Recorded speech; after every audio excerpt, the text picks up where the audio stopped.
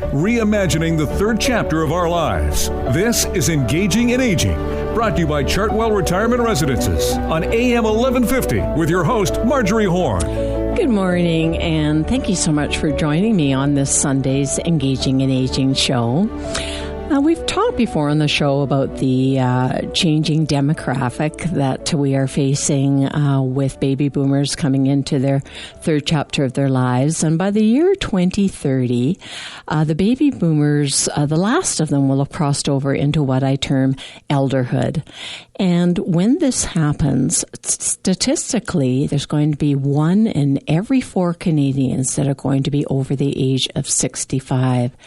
And we all have heard that this huge demographic shift is coming.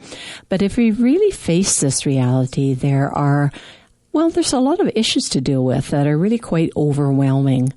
And we want to explore all of the living options on engaging in aging that everyone must consider as they begin looking to the future and doing their aging life planning. So we're talking today about home adaptations for aging in place. And aging in place is a term that's used to describe a person living in the residence of their choice for as long as they are able as they age. And this can include being able to have any services or other support that they might need over time as their needs change. And we do know that needs change as we are getting older. And aging in place in your own home lies between retirement and when you can no longer live in your home safely or without it negatively affecting you or your family members' well-being. And that's an important thing to bring forward because I think we do this as families often together, go through these transitions of aging. And so it isn't always just about the older senior. It's also about their family members and how that is affecting them as things begin to change and perhaps health may decline. Studies show that 90% of seniors polled say they want to age in place. But this does take educating yourself and planning proactively. You know, it isn't something that's just, everything is just going to fall into place easily when you want it to. You have to think about it and plan for it. And our federal government here in Canada is beginning to look closely at aging in place in your own home for as long as possible as one solution to be able to come to grips with this burgeoning demographic of people over the age of 65 that we're going to be facing in this next 10, 20, 30 years. They do seem to want to now be more involved in educating Canadians on planning for your future today so you can live the life you want tomorrow. And it's just like any stage of our life. We do have to do some planning. And yes, we talk on the show about how that does emotionally affect us. But there's also physical changes that happen both in your body and in your environment. And we can't stay in denial about it. So we have to face that, yes, we are aging. What does that mean? What changes might happen that I need to get ready for, both emotionally and physically? And so the government has put out quite a series of videos on aging in place and thinking about this time of your life proactively. So I'm just going to, before we finish up this first early segment of the show, I'm going to play a short tape for you on a video that is available on the canada.ca/seniors website. And there's a lot of good information on that. We'll refer to it a little bit later in the show as well. So I'm just going to go ahead and let you have a listen to that. Just makes you stop and, just reflect on what it has to say for a minute. I've lived here for 40 years. What can we do to make sure we can stay in our home as long as possible? As I get older, what can I do to feel part of the community? Will I find the supports and services I need? How will I stay connected with family and friends? Can I continue to share my knowledge and skills? Am I financially prepared for my changing needs as I age? What services will I need if my health changes? And what community supports will make my life easier? If I am no longer able to drive, what are my options for getting around? What if I need to care for someone else? How how can I prepare? Aging in place means having the health, social, and physical support you need to live safely and independently in your home or community. Aging in place takes planning. Understanding and preparing for your future needs is the key. Well, that soundbite, I think it was just a great little introduction to some of the questions you may already have on your mind. There's much to think about to help you make good choices, I think, to maintain your quality of life as you age. And my guest today is Reg Rempel, and he is the owner of Adaptable Living here in Kelowna. And on the Engaging in Aging show, we want to help educate you about the transitional changes that you need to think about proactively now in your aging life planning, and Reg is going to share some really good information for you about that and how you can make your home more livable and more suitable for your aging needs. And we always encourage you here on the show not to wait until you're in a crisis before starting to think about how life may change as you age. So stay with me here on AM 1150. I think this is going to be a great show with lots of good information for you. And of course, we always like you to call in. If you have a question for my guest, Reg, or myself, please just pick up the phone, call 250-862-2525, and we're happy to speak with you directly. So stay tuned, and we're going to be back here shortly on Engaging in Aging on AM 1150. You're listening to Engaging in Aging, brought to you by Chartwell Retirement Residences on your information station, AM 1150. How many roads must a man walk down before you call him a man? How many seas must the white dove sail before she sleeps in the sand? Listening to Engaging in Aging. I'm Marjorie Horn. If you've just tuned in here on AM 1150, I always think about change when I listen to that song by Bob Dylan, Blowing in the Wind. And, that's what we're talking about today, sort of the changes that come with aging and how maybe you need to think about making some adaptations to your home where, 90% of people do want to age in place at home. And so we're going to be talking about that today with my guest, Reg Rempel. And Reg started his construction company, Rempel Construction, in Kelowna more than 35 years ago. And it was in the last couple of years, through his own experience with his aging parents, that he realized that there's a much-needed service niche to be filled in the contracting industry. And that is how he started another division of his company, or a new company, Adaptable Living. He started this in 2016 with the purpose of helping you and your loved ones to be able to age in place where they are most comfortable. So thank you for being on the show with me today, Reg. Thank you, Marjorie. It's my pleasure being here, and we just thank you for the opportunity. Yeah, I think you've got some great information to share with us.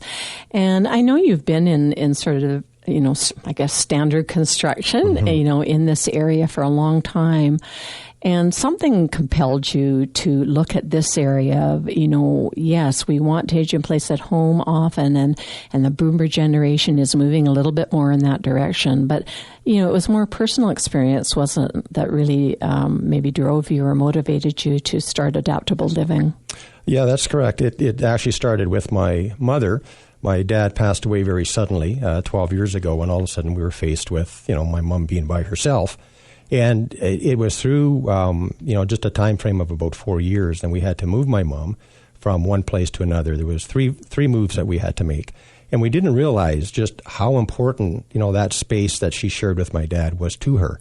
And once we made the first move, we saw little changes starting to happen, just in her demeanor and her, physical and emotional and everything. And we thought, well, it's just a time of grieving yet too. But that when you take that attachment away from someone, and it's you see how important it is.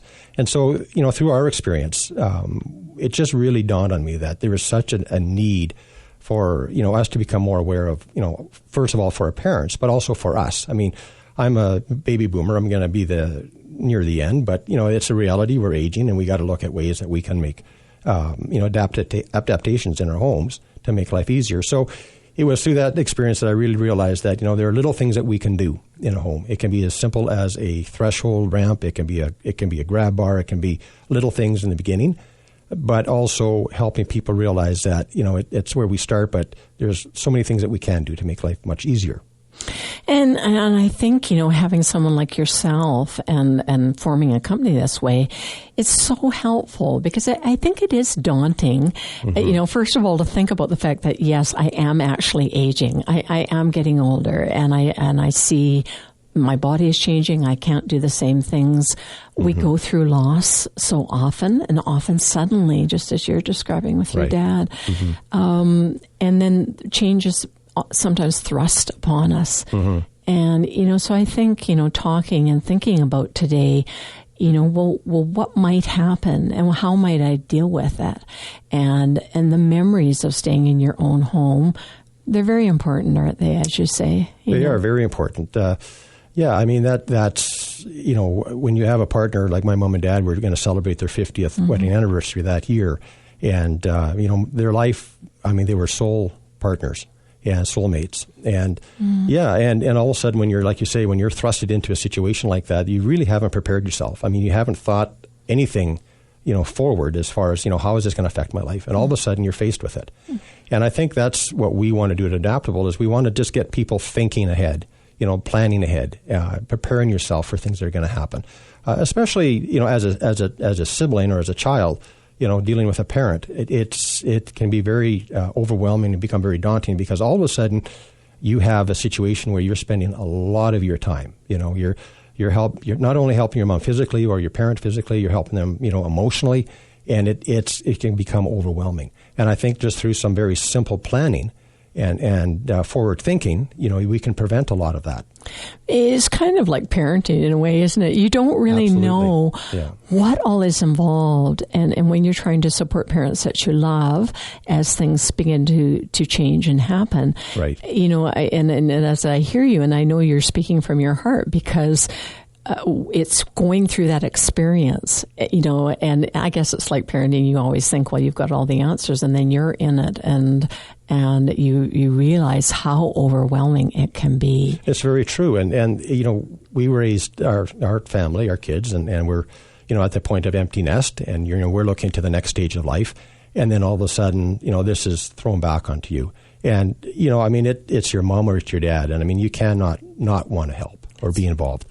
And so it's just, I think, really important that we, give it some thought and really start to prepare ourselves for this part of life. Because, as a baby boomer, we have all kinds of, ideas and things that we want to do and carry on in life. And this can all of a sudden become all-consuming. So it's important. That we think forward.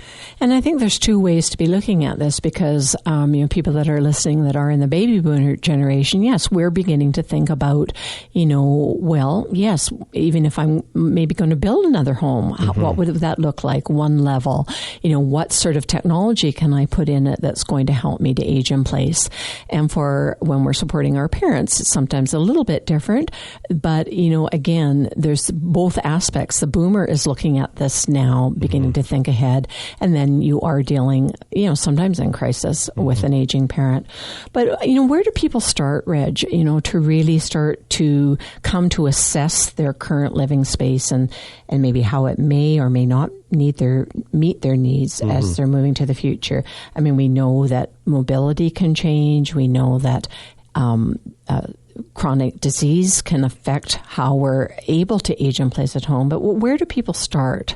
Like, do they call you and you come in and sort of help them assess? Or what do you suggest? Our experience in the early stages of our company has been that we've really gotten together with some of the local occupational therapists through a couple of the private sector companies and also through Interior Health.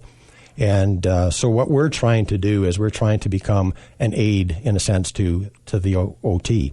And so quite often the OT will come into a home and they'll do an assessment and then get back in touch with us. And then we can come in and look at what their assessment has been and give our advice on that. But what we've also done on our website is we've got a link where the client can go in and it says, where do we start? So what we encourage people to do is basically, you start outside of the home. And you're looking at access points. Then you'd look at ramps, you'd look at lifts. Then you start inside and you go through the home, through the bathroom, through the kitchen. What are the areas that are important as far as mobility and accessibility? So you can do a self-assessment through that program on our website, and then we encourage a person, once they've done that, then contact us, and then we can come into the home and together with them, go through their assessment and make any suggestions that we feel may be better or might work, better as far as even from a construction standpoint. Mm-hmm. Yeah, and I think it is really, often if you're dealing with occupational therapists, there often is a mobility challenge going on, or perhaps somebody has had a fall and a fracture and is coming out of the hospital. And so that support, you're kind of adding yourself to that team, which I think is really valuable, working with the OTs. And then, I think also just in proactive thinking for the boomer generation, who does tend to think a little bit differently about our aging journey. Yeah. There's a great place there probably for consultation with you, in thinking ahead to, we've sort of made the decision we're going to try to age in place at home as long as possible. Right. And, maybe I'm in my mid or late 70s. And this is sort of the decision that we've come to, that we're going to try to do this, age in place at home. Then there is preparation. You could start there. And it's funny, we have a funny view of ourselves. I often have clients, they don't want to use a cane. Oh, a walker? No, absolutely not, because then somehow it means something about me. But, if people, putting in some of these things into the home and adapting the home to make life easier, even if it's not right there right now, it's really wise thinking, isn't it? Absolutely. And that's one of the things that we're, just at our infant stages in our business, we're trying to encourage people, that baby boomers that are looking to build another home. And, quite often they're thinking about bringing a parent into their home. So it's developing a suite.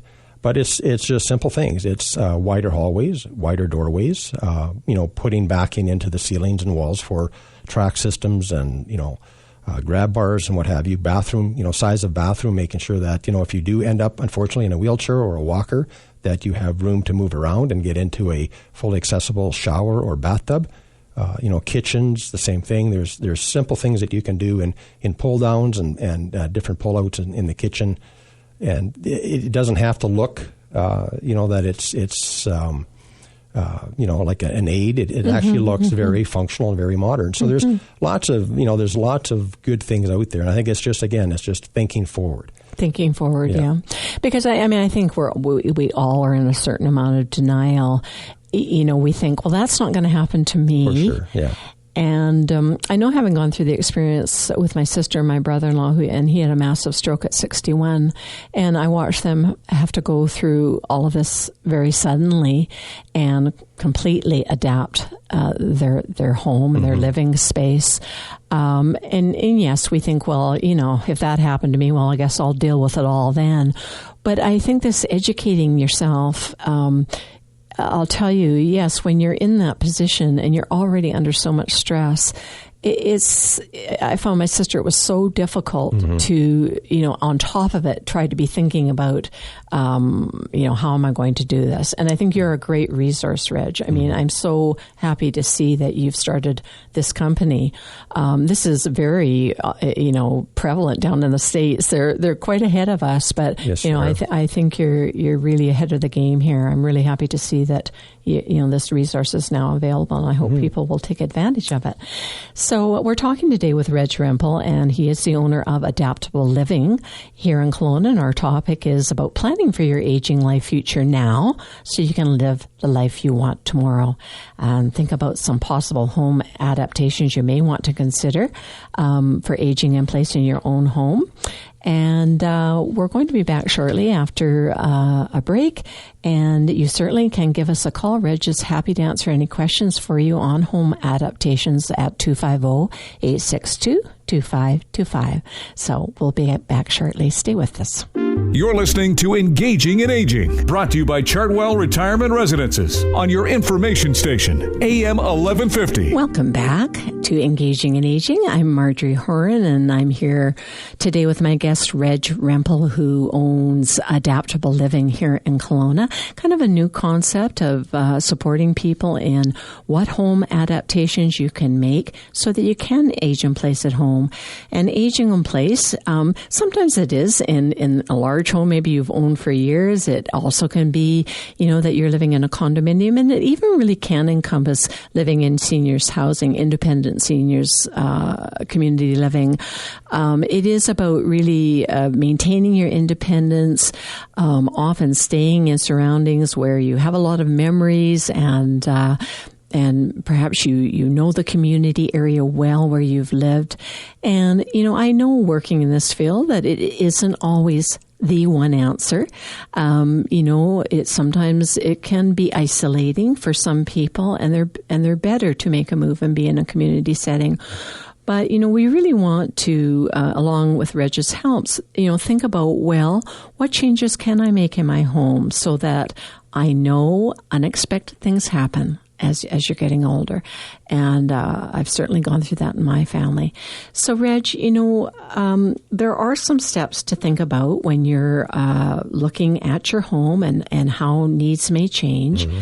And, I was reading a really great article by a geriatrician down at Harvard Medical School, and she is talking about this. Yes, let's get proactive about this. Let's think about how do we start this process of looking at our homes. So can you take us through, maybe some of the initial steps that people need to think about as they're looking at their home? Mm-hmm. How can I adapt it? Right. Well, like I said, on our site, we have a link there through CMHC where you can do a self-assessment on the home. And it's a very, very helpful link because it takes you through each room of the home, like I said, starting from the outside and then working your way through each room of the home. And it really breaks it down into all the different little parts in each room that, you can look at as far as adaptation. What we have found in our, the start of our company, the biggest thing, that seems to be the most important to people is bathrooms. It's having fully accessible bathrooms, showers without thresholds. Because if you're in a wheelchair, you don't want a threshold. You got to be able to get in, pull yourself onto a seat, and have a shower. So and bathrooms are, statistically for falls, yes, sort of the highest percentage of falls with fractures happen there. Having a raised toilet, a higher toilet, for easier access to the toilet and grab bars. All those things are very important. But I would say, it's really going through the home. And, you can do that if you're, a child and it's your mother or your father, you can go through the home and ask them and say, what is it that's really important to you, mom or dad? What kind of changes do we need to make? And then use this CMHC guideline that we have on our site as a way of going through and, identify that. And then basically it's putting together a plan. That's the first step. And then the next step is you would contact us and we would put together with the plan, we put together a budget. And it doesn't necessarily mean that you have to do everything, all at once. It can be a phase process. So look at what their priorities are. That's right. Mm-hmm. So it may start in the bathroom, and it may eventually work itself to the kitchen, right, where we can do some modifications in the kitchen to make it easier, more accessible. And it might be into the laundry room, and it might be eventually to the outside, right? So it doesn't all have to happen, at one time, because that can be very overwhelming. But have that sort of vision of what changes you want to make, right. and then take a step towards it. That's right, and that's the important part of the plan. And if we lay the plan out, then we know how to approach it, and then we can do it step by step. Mm-hmm. And it might be over a period of a year or 2 years or whatever physical needs come up. And that's one of the biggest things I find in working with my clients, the bathrooms. Mm-hmm. Often you have a regular type tub. Yeah. And, and even just as your mobility becomes a little more compromised, and people say, well, I've always had a bath and I want to keep doing that.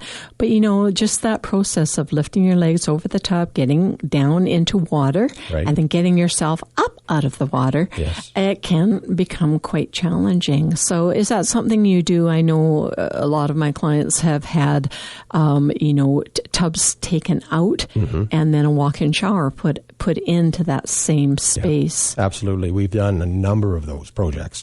So, coming in and we do a full alteration in the bathroom. We pull out the existing tub. We can then rearrange the plumbing for drains and the water. And we do we have two different systems. We have kind of a plug-and-play system that we use. So it's a fiberglass, 5-piece fiberglass system that we can put in.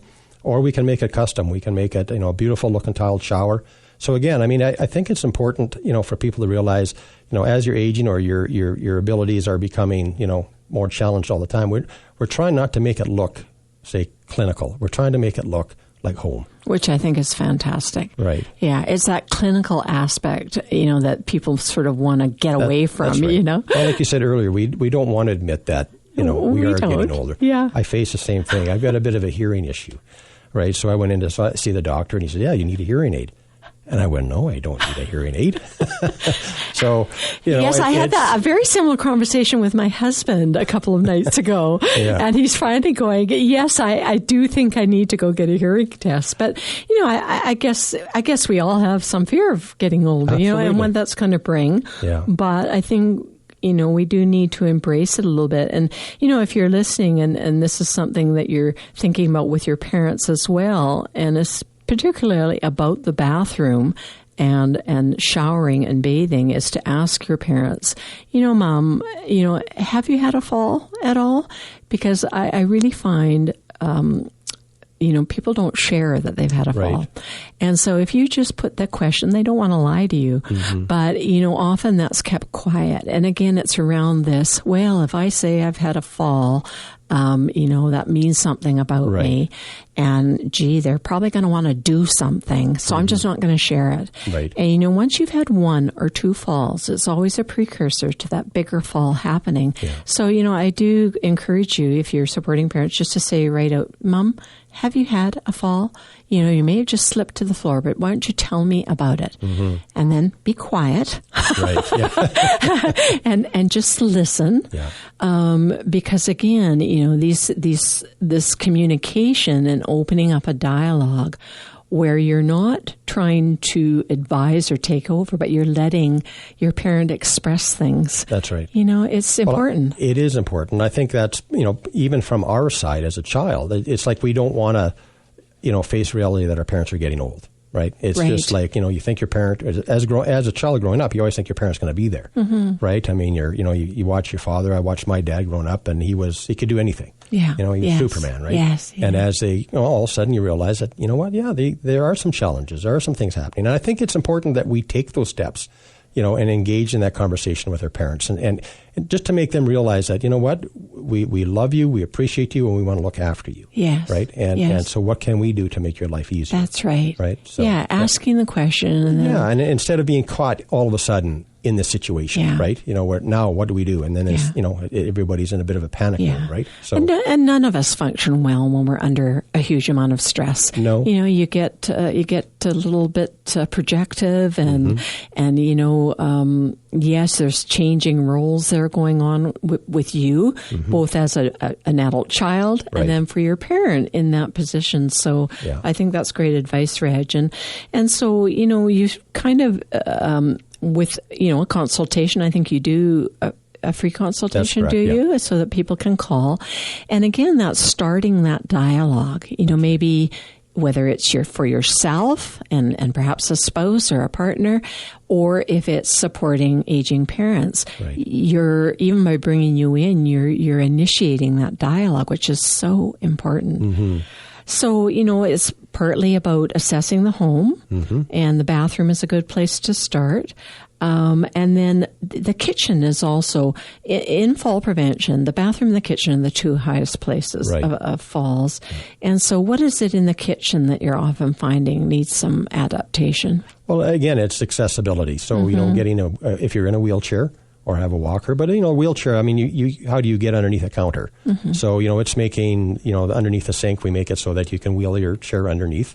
There's all kinds of products where we can do the uppers. We'll have pull down so that you can actually, being in a wheelchair, you can there's a pole and you can pull it down to your level. And, there's so many things that can be changed. And again, it doesn't have to look, clinical or something that's a special, need or whatever. It looks, very functional, very modern. So, lots of, there's so much available. And I think that's what a lot of people don't realize, how much product is out there. Yes. Oh, things are changing so much, aren't they? Very rapid, and just around technology as well. Reg and I were having a good chat before we came on, and we're both very interested in that because I think, yes, as we move forward, there's just some really interesting technology that can be put in place to help. I think as a baby boomer, our generation is somewhat different than our parents. Mm-hmm. We're very proactive, and we want to enjoy life, and we want to live it to the fullest. I mean, that's how I feel, and I don't really, if I can prevent myself from having to be, end up in a home. I mean, that's things sometimes are beyond your control, and that may happen.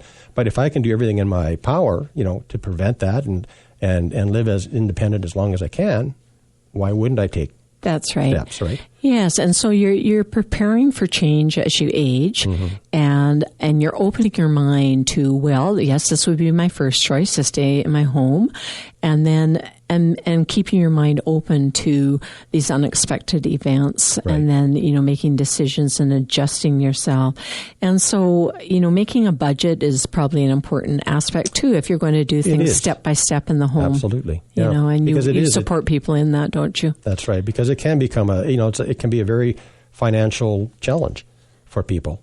You're not thinking about it, you haven't pre-planned for it, and all of a sudden you're faced with it, and it can add up, very quickly. And so that's why I think it's important is to put the plan together, put a budget together, and again, it can be done in stages and through phases. It doesn't have to all be at once. Mm-hmm. So, I think, having a consultation, with Reg or one of his team from Adaptable Living is a good place to start because, I think we need some guidance in this process. And the fact that you've been through this, with your own parents as well personally, you share that experience, don't you? Right. And I think that speaks to people a lot. Yeah. So, we're talking today with Reg Rempel, and he is the owner of Adaptable Living here in Kelowna. Kind of a little bit ahead of the curve, I think, in Reg's and his thinking, trying to create this type of business. I think there's a huge need for it as more and more of us are thinking about our aging life planning and how we're going to move ahead, and realize that, yes, we're getting older and things are going to happen. So, we'll be back after the break, and I know everybody's on a different financial level, and so we're going to talk a little bit more with Reg about, some financial resources that are available that I think probably a lot of people don't know about. There is something called the HAFI program, which is Home Adaptation for Independence, and so Reg is going to touch on that a little bit because there are some grants and forgivable loans available for making adaptations in the home. So stay with us here on Engaging in Aging, and we're going to be back shortly to discuss a little bit more with Reg on adaptable living. You're listening to Engaging in Aging, brought to you by Chartwell Retirement Residences on your information station, AM 1150. It's been too hard living, but I'm afraid to die.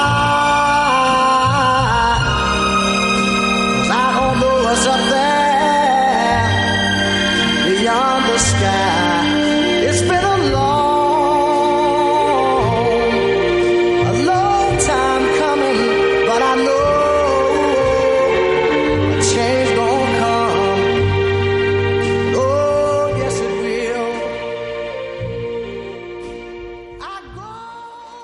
will. Owner of Adaptable Living here in Kelowna. And, I love Sam Cooke, and A Change is going to come. You have to love that song by him. And, change is going to come, for most of us as we are aging and as we maneuver through the waters of this aging journey. And I think, today's show is just one of the topics we often discuss here on Engaging in Aging about adapting to that change. And sometimes that takes some adaptation in our current living environment. So I know, Reg, you do work very closely with both private occupational therapists and OTs through Interior Health to help assess, adaptations that might be helpful. And there is a program that is available called Home Adaptations for Independence, and that's HAFI. And it is a great program that the BC government has funded. And can you tell us a little bit more about that? Because I think there's probably lots of people that don't know about it. Yeah, it's very true. It's not that it's been around that long either. So what it is, it's a $20,000 forgivable loan. And it's a government assistant program.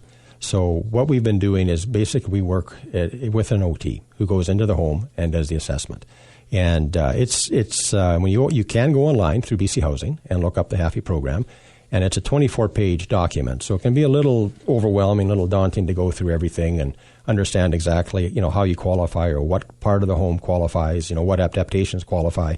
So through what assets? I think there's a $100,000 limit of assets. That's right. Yeah. So there's a pre-qualification process, and we can working along with the OTs, or even if you contact us direct, we have a good experience and good knowledge of the program, so we can really walk you through it and help you understand. First of all, that you do qualify, and if you do qualify, then the things that we can make change in your home through the program.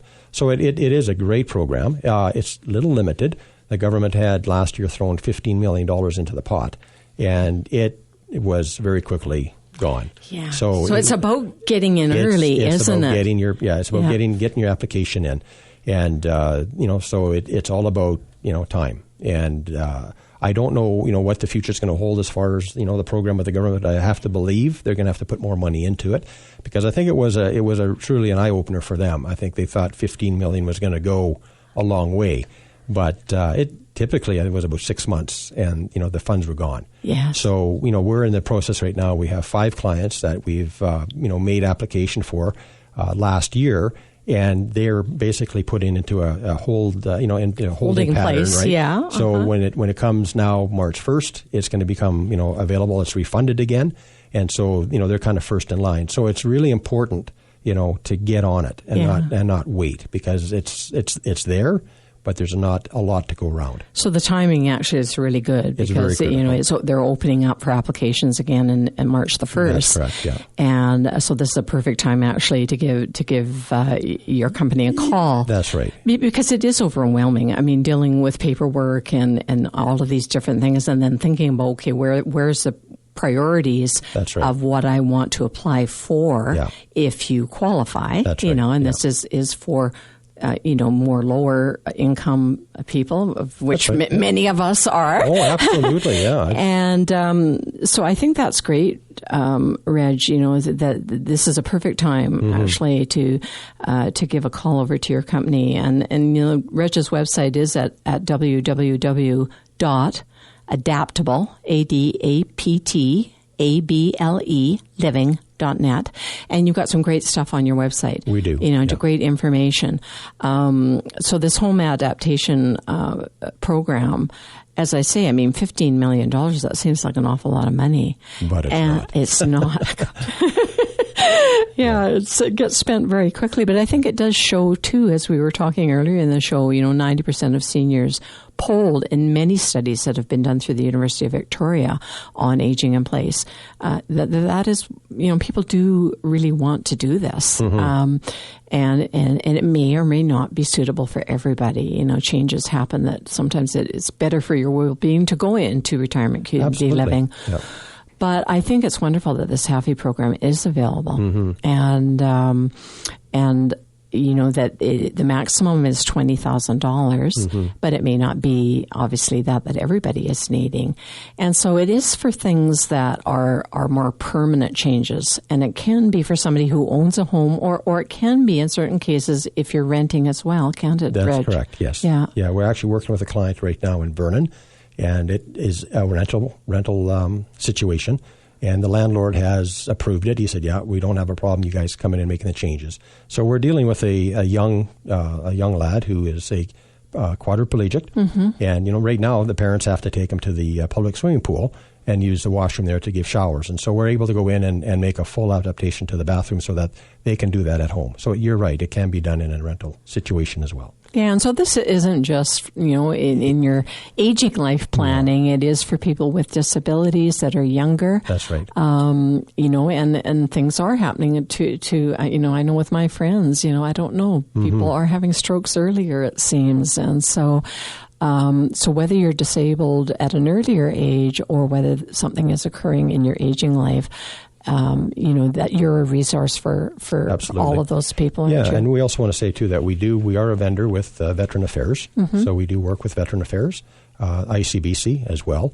And we also work with Scott Special Projects, which is the Work Safe program throughout BC. Oh, that's fantastic. Yeah, so you're linked in with everyone. We're linked in with everyone.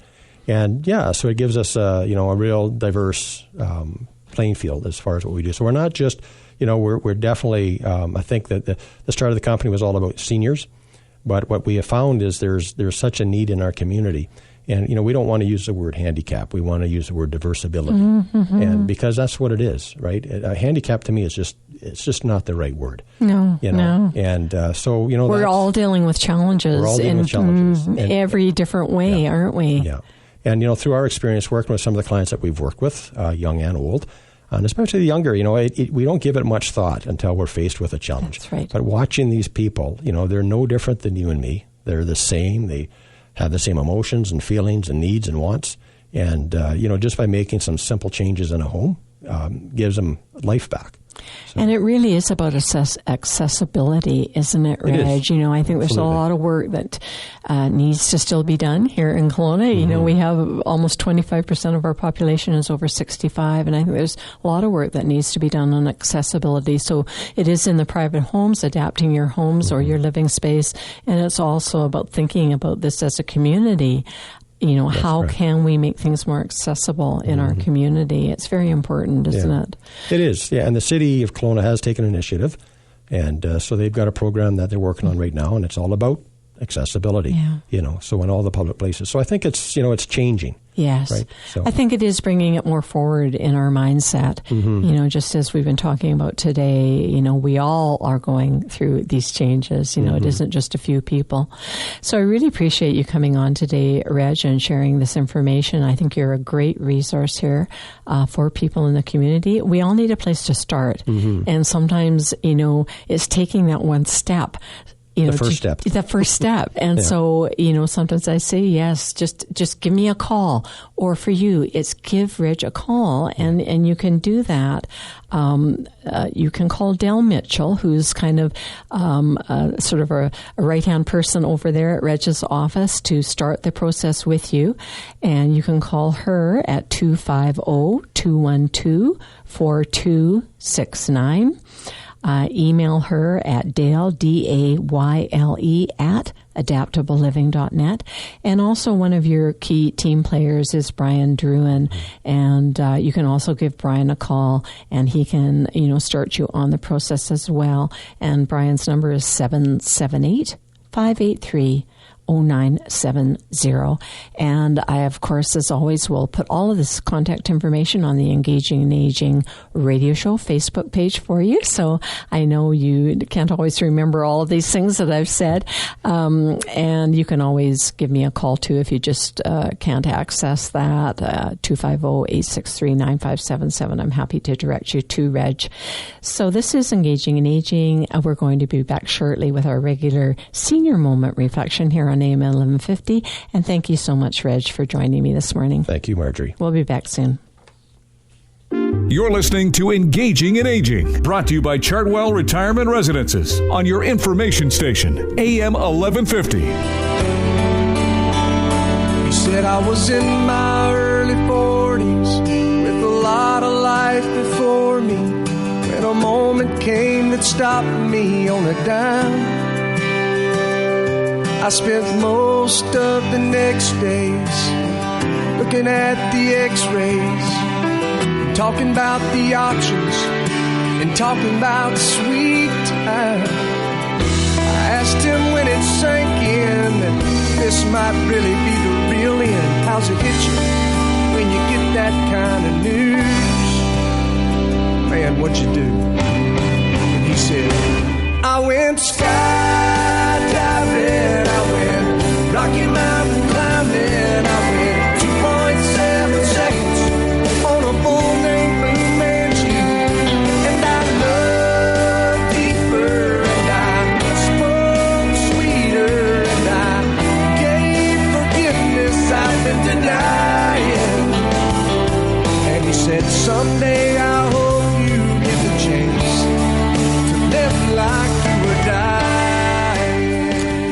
Welcome back to Engaging in Aging. I'm Marjorie Horn. You know, I was spending some time this week just looking at different research about happiness. And contrary to what you might think, studies seem to show that people have a greater sense of well-being as they get older. One study showed that, you know, we have sort of two major peaks of life satisfaction, one in our early 20s and one in older age, kind of around the age of 69. And these have been found to be the happiest years. And, you know, I think really research does show that, you know, we do tend to get happier as we age. I think people are kind of surprised by that. I was a little bit, but I think that's good news for all of us in the throes of elderhood. And that song I just played as we came back from the break, Live Like You Were Dying by Tim McGraw. I just was listening to that yesterday a little bit, just thinking about the show today.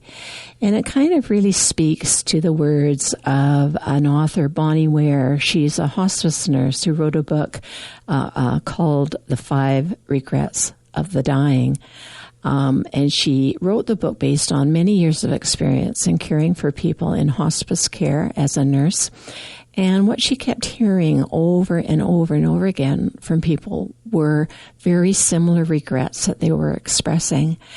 And the ones that she talks about in the book, I think are ones for us all to think about a little bit, you know, as we're coming into this stage of our life. And the first one is, I wish I'd had the courage to live a life true to myself, not the life others expected of me. The second was, I wish I hadn't worked so hard. I think I have to listen to that one a little bit myself. The third is, I wish I'd had the courage to express my feelings. The fourth, I wish I had stayed in touch with my friends. And the final regret that she heard so often was, I wish that I had let myself be happier. Bonnie says in her book, the wisdom that is the fabric of the lessons we learn from regrets expressed of the dying is that we only live once, and we must make the most of the life we have. This can help us to age without harboring disappointments and embrace more joy, peace, vulnerability, and acceptance into our life. So I hope you join me next Sunday on Engaging in Aging. Remember not to wait. Live today like you were dying. It may not be skydiving or riding a bull. It might just be loving deeper and speaking sweeter. So join me again next Sunday on Engaging in Aging. He said I was finally the husband.